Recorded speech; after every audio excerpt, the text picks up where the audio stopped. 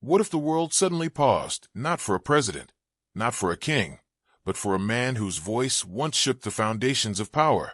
What if world leaders, civil rights icons, and political giants gathered under one roof?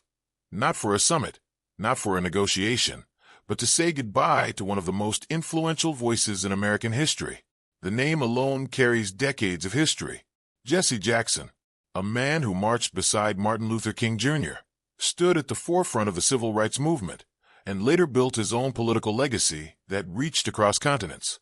If the day ever comes when the world must bid farewell to him, it would not be an ordinary funeral. It would be a global moment of reflection. Imagine the scene. The historic streets of Chicago, the city where Jackson built much of his political and social movement, lined with thousands of supporters. Churches filled beyond capacity, choirs singing the same freedom songs that once echoed through the 1960s marches. The atmosphere heavy, emotional, historic. World leaders would arrive quietly, yet symbolically. Former U.S. presidents, senators, civil rights activists, and international diplomats would gather. The presence of figures who once debated him, supported him, or even opposed him would highlight one undeniable truth. Jesse Jackson shaped conversations that changed America. It would not simply be a ceremony. It would be a reflection of an era. From his early days as a young activist, mentored by Martin Luther King Jr., to founding the Rainbow Push Coalition, Jackson carved a path that few politicians dared to walk. He ran for President of the United States not once, but twice, breaking barriers long before diversity became a political talking point. His campaigns in the 1980s forced America to confront issues of race, economic justice, and representation in ways that reshaped future elections. If such a funeral were announced, major global networks would suspend regular programming. Flags would lower. Tributes would pour in from across the political spectrum. Leaders from Washington to Africa, from Europe to Asia, would issue statements recognizing his decades-long fight for equality. And imagine the speeches.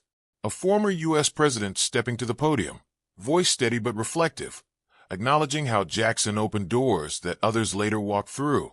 Civil rights veterans sharing untold stories from the front lines of history. Younger political figures recognizing that many of the rights and opportunities they enjoy today were fought for by pioneers like him. But perhaps the most emotional moment would come from his family.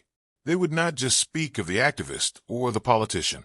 They would speak of the father, the mentor, the man behind the microphone, the man who carried both praise and controversy throughout his life, but never stopped fighting for what he believed was justice. Music would fill the sanctuary, gospel choirs, powerful and moving, songs that defined the civil rights era, songs that symbolized resilience. Outside, thousands would gather, holding signs, flowers, and photographs from decades past. Some would be elderly supporters who marched with him in the 60s. Others would be young activists inspired by his speeches on economic justice and equality. The funeral would not just mark the passing of a man.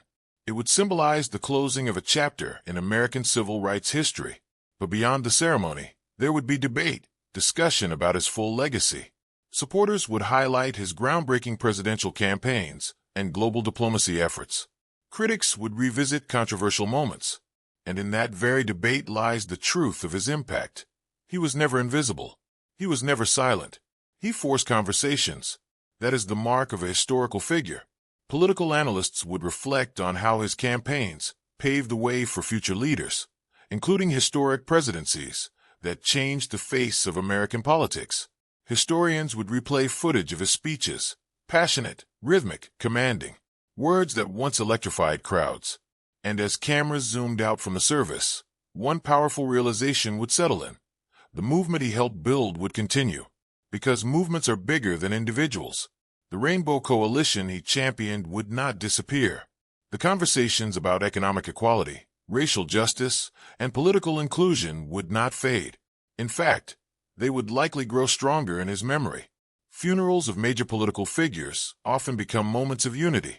Political rivals sit side by side. Old disagreements soften. For a brief moment, humanity outweighs ideology. If the world were to gather for Jesse Jackson, that unity would be especially meaningful given today's divided political climate. The image of leaders from both major political parties standing together would send a powerful message. Regardless of disagreements, respect for historical contribution remains. And perhaps that would be his final lesson. That dialogue matters. That courage to speak matters. That standing for something, even when it invites criticism, shapes history. As the service concluded and the final hymn echoed through the hall, cameras would capture tearful faces, clasped hands, and silent prayers. The procession would move slowly, dignified, symbolic. But the story would not end there. In classrooms, documentaries, and political discussions for years to come, Jesse Jackson's name would continue to surface. His speeches would continue to be studied. His campaigns would continue to be analyzed. Because legacies do not end at funerals. They evolve. They inspire. They challenge future generations to ask, who will carry the torch now? And maybe that is the most powerful takeaway of all. Not the ceremony, not the politicians in attendance, not the global headlines, but the reminder that one voice, determined, relentless, controversial, passionate, can influence decades of change. So, if that day ever comes, it will not simply be a funeral announcement. It will be a moment in history, and the world will remember.